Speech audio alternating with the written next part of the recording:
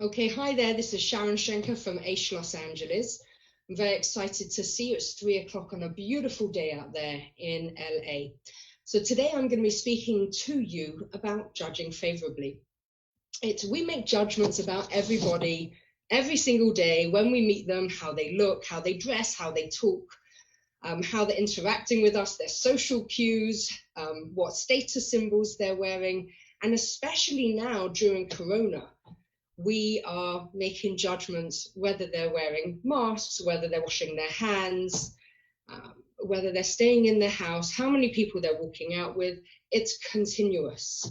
What they're writing on Facebook, what they're not, their social media look. We judge people all the time.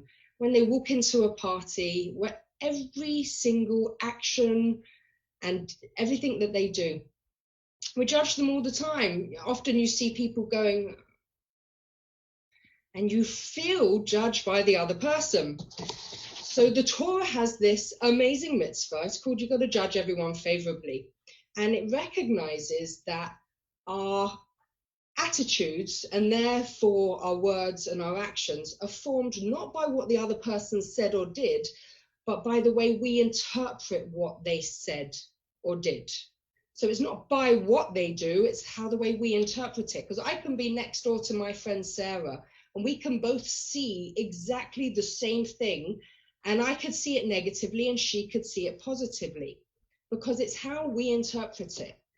So, and the way I interpret things is based on my family background and my life experience, my friendships, past relationships, all the things that make me up, and same for her. So the Torah comes along and says, therefore, the Torah obligates us to find or devise a favorable interpretation. So really, between us, what that means is we have to walk around our day with the lady behind Nordstrom rack and behind this counter and the person who's serving and our family members, the people living in our house that aren't leaving right now. And we have to make excuses to make them look good. That's how we do this mitzvah of judging everyone favorably. Make excuses to make them look good. So heard this from Shani Solomon about many years ago. So there are two positions that we can ever be in all of our relationships as we go about our day. There's a position of strength or a position of weakness. A position of strength is P for position, O for of, and S for strength. P-O-S, positive. When you're in a position of strength, you feel positive, there's a smile on your face, and things are going to bounce off of you. You know, my husband can walk down the stairs and say, honey, you're wearing that? And I'll say, yeah, I'm wearing this. I love this top. Things will bounce, whereas with the other position you could be in is a position of weakness. P for position, O for of, and W for weakness. P-O-W. P-O-W is really a POW, a prisoner of war. A prisoner of war is always defensive. They're ready to throw a punch and defend themselves. And a prisoner of war, they're not smiling, things aren't bouncing off them, and they're defensive. So if you feel yourself being defensive, you know you're in a position of weakness. Now, all of us walk around our world, we'd love to be happy, we wouldn't like to be moody, we'd love to have positive relationships. So what is the antidote? How do we move ourselves from the position of weakness to a position of strength? Again, hubby walks down the stairs and says, oh, you're wearing that? Same connotation, same sound in his voice. When I was in a position of strength, yeah, I love this top, it's wonderful. When I'm in a position of weakness, I'm going to say, yeah, what's wrong with this? You don't like it? You could have told me 2 minutes before I had to leave the house. Are you joking? Thanks for ruining my day. That's a position of weakness. Woo! You're defensive, you're ready to throw a punch. So how do we move from a position of weakness to a position of strength? Well, we have to give the benefit of the doubt, judge them to the positive. Making excuses to make them look good always takes the edge off of how I feel, because I'm allowing myself to take away the critical, condemning, negative, attitude that I have about people as I go through my day and replace it with a positive one.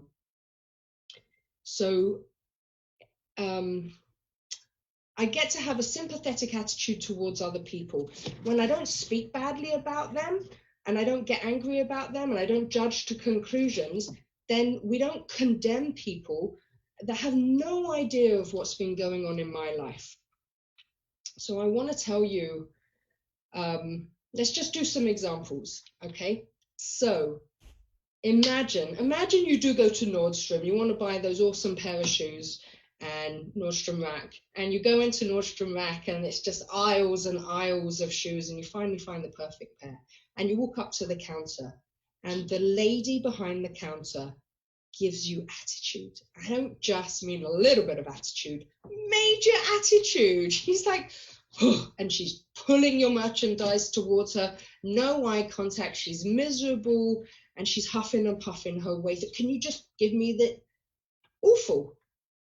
So usually you could call up the customer service, say, that woman behind the counter, or you could just give it to her right there and then, if you're in a position of weakness. But if we're judging her favorably, and remember, to do this mitzvah, my job is to walk around this world making excuses to make people look good.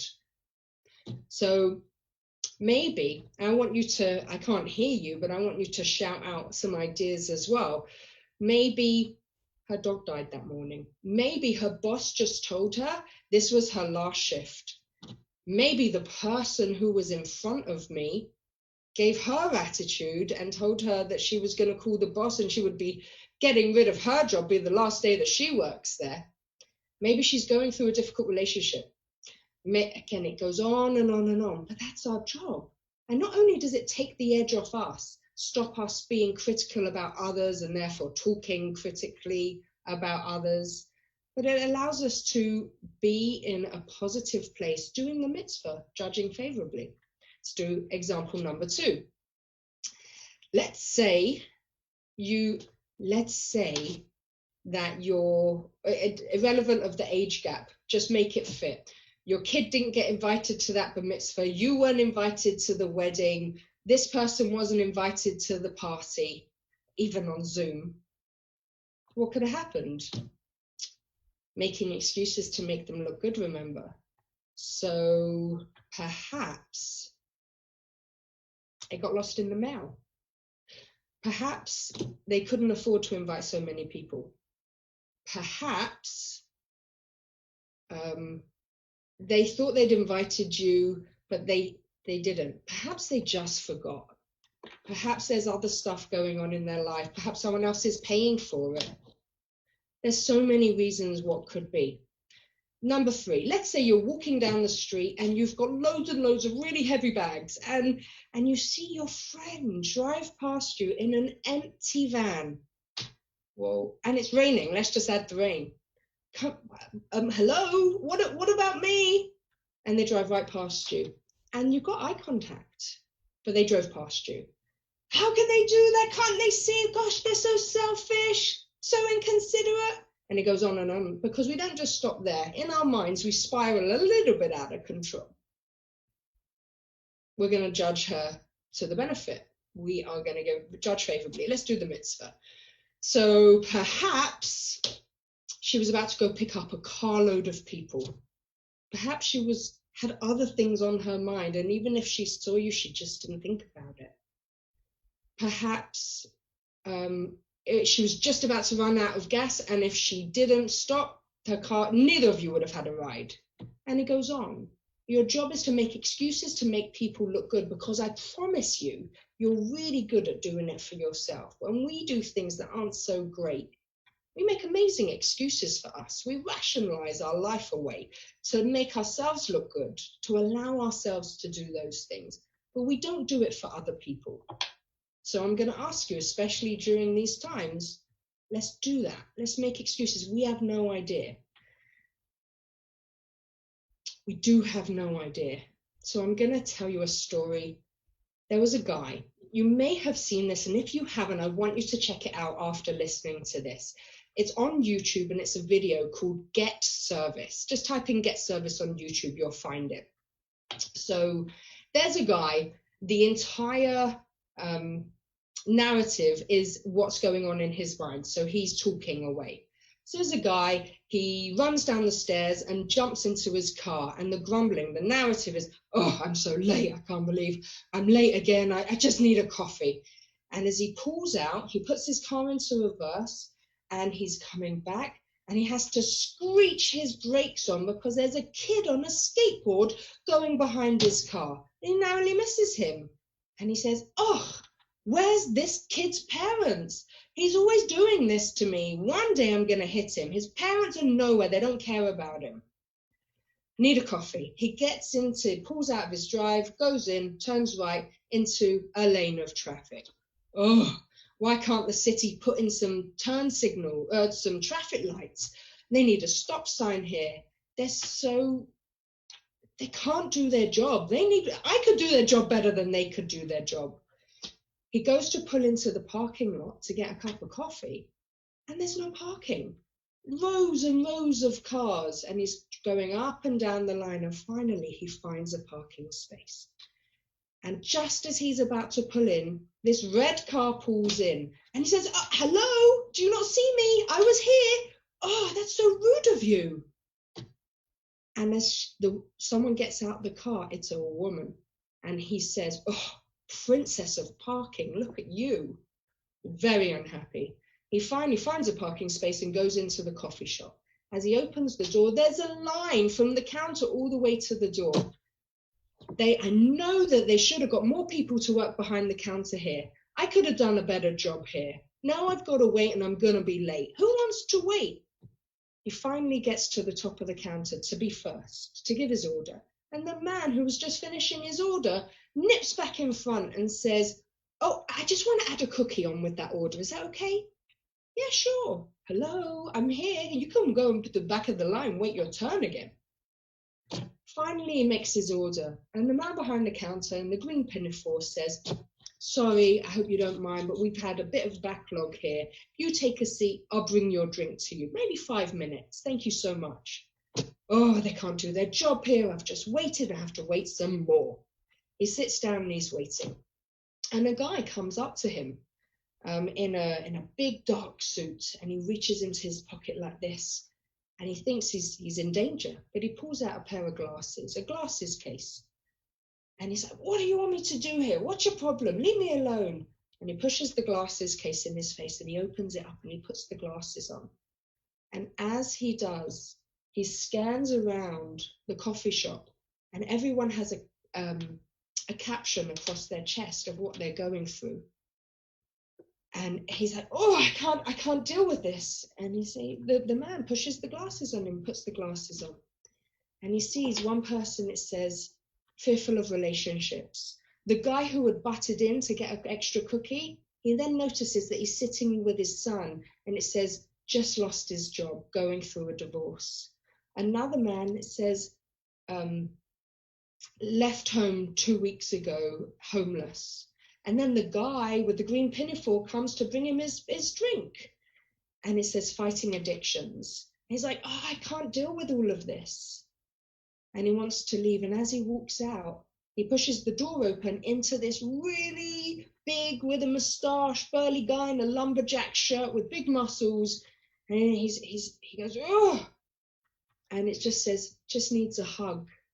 And then he turns around and he sees a woman holding 2 little children, and it says, working 2 jobs to take care of her family as a single mum. He gets back into his car and he drives home, can't handle it anymore. On his way home, he sees left home 2 weeks ago, needs some food, fearful of relationships, and it goes on, fighting cancer. As he pulls into his driveway, he sees the kid on the skateboard go past him. And he has his glasses on, and it says, just need someone to care for me. And the video ends with him getting out the car and saying, hey, kid! And he gets down on his knees and he gives him a high five. And that's how it ends. How can we help? When we move away from the critical condemning nature into making excuses to make the other person look good, everyone who's on this call right now, If I gave you an hour, it would not be enough of the stuff that you're going through, that's going on in your life, because we all have a caption across our chests, but tend to have blinkers only about our own. And this mitzvah gives us an opportunity to take off those blinkers and to raise up our eyes and to look out and to see how I can help and to understand my job is to make excuses to look good, to be in a position of strength. So what I want to do now is I'm going to give you, and I saw these from Favorably wrote an article many, many years ago. So there are 3 different ideas, strategies, how you can judge favorably and do this mitzvah. Remember, every mitzvah that we do, really, the word mitzvah comes from the root sav, which means to connect, connects us to God, connects us to other people, and really connects us to our own potential. So number 1 is, don't judge your friend till you're in their place. Consider the possibility that you would have done the same thing in their situation. Let's say you had a job and you mentored under someone and they gave you so much time, but then your family grew and you needed more money and you knew that there was a job in the competing firm across the way, and you went for the job and you got it and you left your mentor. Now the mentor's looking at this situation saying, how can he do this to me? Everything I've done for him, everything I've given him, I've helped him, I've mentored him, I've worked for him, I've paid him, and this is how he repays me. He goes to my competitor after all that training. Well, and maybe if you had, again, don't judge your friends who you've reached their place. Maybe if you had their size bills or their size family or their debt, maybe you would have made the same decision. You can't judge someone till you've reached their place. Being able to walk through life, seeing the caption on everyone's chest is very difficult. So it's impossible for us to reach the other person's place. So we can't judge them. Okay. Number 2, which is so great, is stop applying a double standard. We have a store down here called Glattmart, and Glattmart, there's a very narrow there's a very narrow street to get into the parking lot. And if you double park, oy vavoy, you double park, people do this to you, and like, as you know, as they're driving past you type of look. So I would never do such a thing, right? Stop applying double standards. I would never do such a thing. Look at these people. So, sometimes right next door to Glattmart, there's a pharmacy, and every now and again I need a prescription. So I'll drive up, and I'm not double parking because the road's so narrow. I'll just stop my car, and I'll let my son out the car to go pick up the prescription. And then a car might come out behind me or try and get past me, and I'm double parked. So I'm not going to leave my son at the pharmacy. I have to stay here. And they all drive past me, honking and doing this. You always say, I would never do such a thing. But there's so many times you do such a thing. You know that feeling when someone cuts you off at the exit? You've waited in line for 5 minutes to get off the exit on the freeway, and someone's come up the left-hand line and then nipped in, cut in before you. I've never done such a thing. Like, many times I've done it. I've never done such a thing as how I feel when they do it to me. And I put my hand on my horn just a little bit too long. How can they do such a thing? Stop applying a double standard. Number 2, because you are always so easy. We're so good at rationalizing. Rationalizing is rational lies that we tell ourselves in order to okay the behavior that we're about to do. So I heard a story of a woman who was in Israel. In Israel, the little kids, they're much freer. They go off to school by themselves at a much younger age. So there was a family, and the husband usually took the kid across the street and, shushed him off to go let him get into school.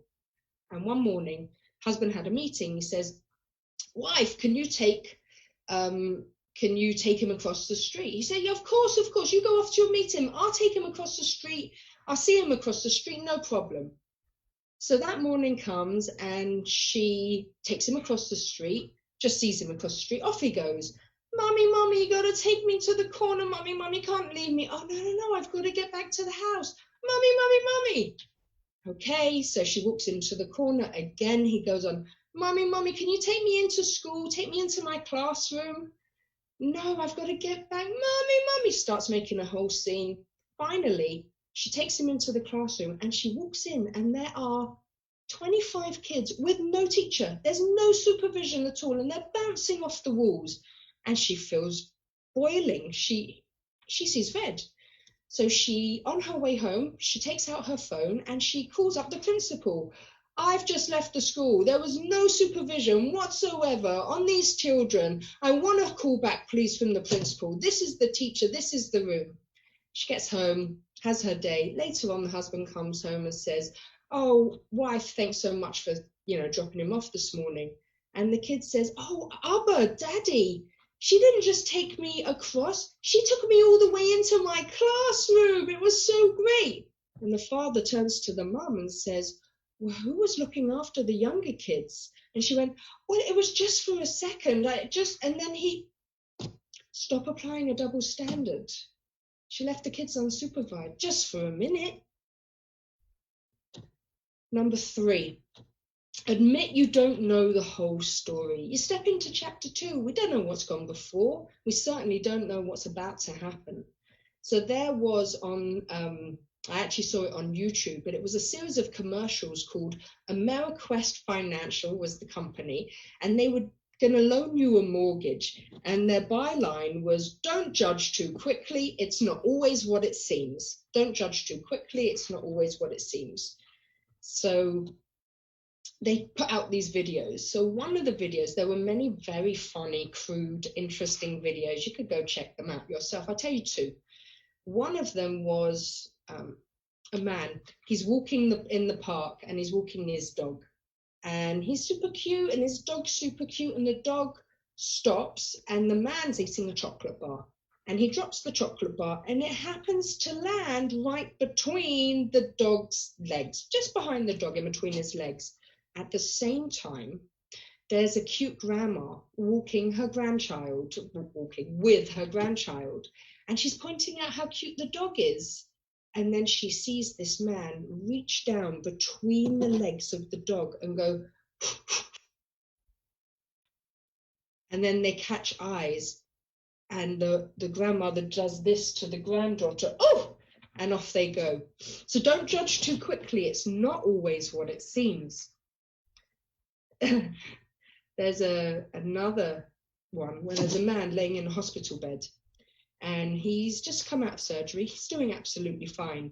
And there's an elevator that goes straight into the hospital room. And the mother and the daughter's holding a balloon, the mother's holding a bouquet of flowers. They're coming up into the room. And as they do, before the doors open, there's an attendee, doctor, who's standing over the patient. And he's watching this fly circle around the patient, and he's trying to get it, shooing it away, and it keeps coming back. So he picks up the defibrillator, and he goes, zzz, and he kills the fly. And just as the doors open, he's got the defibrillator in his hands, and he says, oh, I've killed him. And they walk in. Don't judge too quickly. It's not always what it seems. And there are so many other stories. I urge you to go check them out. So number 1, don't judge till you've reached your friend's place. 2, stop applying a double standard. We always do it. And 3, admit you don't know the whole story. Don't judge too quick. It's not always what it seems. Giving the benefit of the doubt also applies to our kids. They have such an incredible track record. And half the time, we judge them to the negative because they're bothering us. So we judge them to the negative. But you have to remember the amazing track record that they have. And we are so great, well, when you practice it, we're so great at judging other people favorably, making excuses to make them look great. But we have to do that with our kids, especially right now. Our children need empathy and love and understanding rather than you're losing it on them because of their behaviors. Give them the benefit of the doubt. they're amazing most of the time. And remember, a position of strength and a position of weakness. If you're in a position of weakness, the defensiveness is coming. It could be from perceived expectations, the way you're interpreting the situation, not what someone says and does. It's the way you interpret it. And the way you interpret those kids could be, I'm meant to be in control right now.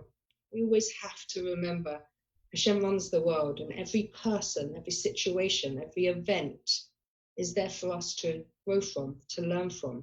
In this instance, to judge favorably, to make excuses, to make them look good.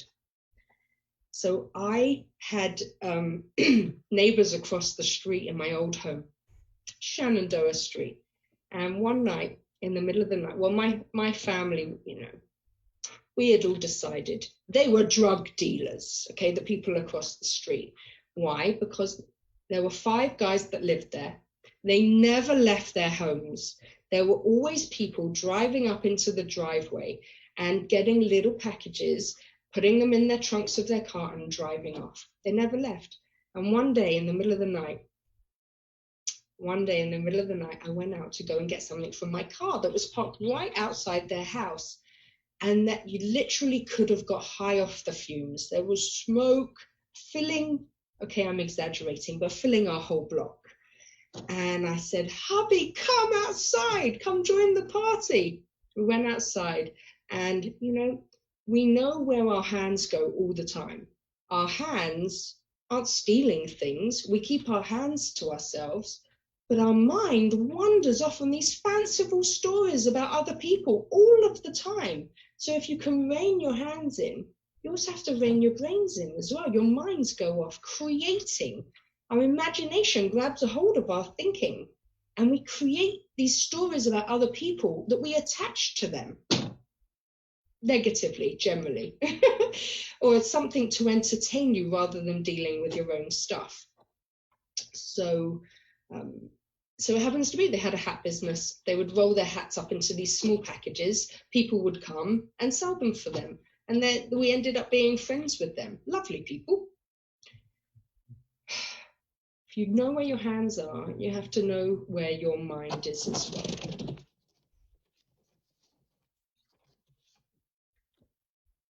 At the dinner table, if you have children at the dinner table for fun, perhaps you could brainstorm scenarios that could come up there. And I got this from about 10 years ago. I searched judging favorably, and I found that there was a group of women only in Israel. There was a group of women in Israel that meet once a week, and they have what's known as a chabur, and they get together and they focus on this mitzvah of judging people justly and favorably, and they create scenarios where you could judge someone negatively, and they work on excuses of what could be. These people, I've never met them. I can only imagine that they walk around their world in a positive state, in a position of strength where things bounce off them and they're happy. And I want that for you and for I. So let's just do a recap. Okay, the recap is we have go about our day, we meet everybody, and we judge them to the positive or to the negative, how they look, how they talk, how they do, everything. But it's not, we don't judge them what they do or what they say. We judge them how we interpret what they do or what they say. So the Torah is recognized, therefore, we have to walk around our day judging favorably. And how do we do that? Make excuses to make them look good. It's a Torah mitzvah called judging favorably. There are 2 positions you can be in ever, a position of strength or a position of weakness. P for position, O for of, S for strength, you're positive, things are going to bounce off you, you can be happy. Position of weakness, P for position, O for of, W for weakness, position of a prisoner of war, you're defensive, you're ready to punch. How do you move from a position of weakness to a position of strength? Give the benefit of the doubt. Give the benefit of the doubt. So, all right. So there are 3 strategies I'm giving you. We told the story, number 1, don't judge a friend till you reach their place. Number 1, don't judge them till you've reached their place, which is almost impossible. The story of someone with a caption across their chest, If only we did take off our blinkers, stop looking inside, lift up our eyes and see everyone else has got stuff going on that we can never really comprehend. How can we be there for them with a compassionate ear?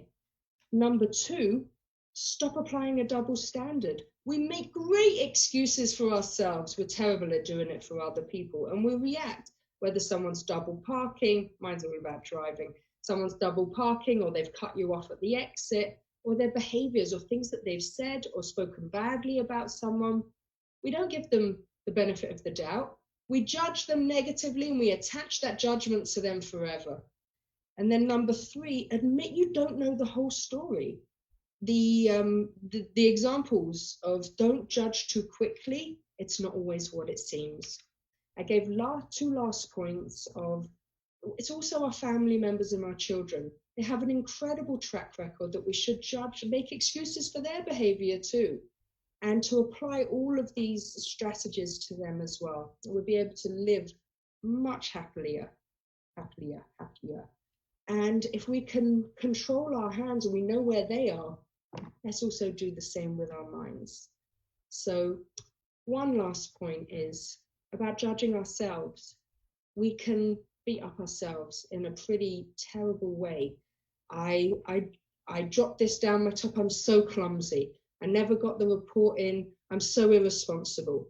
I didn't do this, I'm so unorganized. And our negative internal script can be so brutal. So lastly, you have to judge yourself to the good and make excuses for you to look good if you're not great at that. Because the way you talk to yourself in here leads to the experience of your life, negatively or positively. So it's something to think about. Thank you for joining me. Back again tomorrow. If you need to contact me, it's Sharon, SHARON, at aishla.com. AISHLA.com. Bye for now.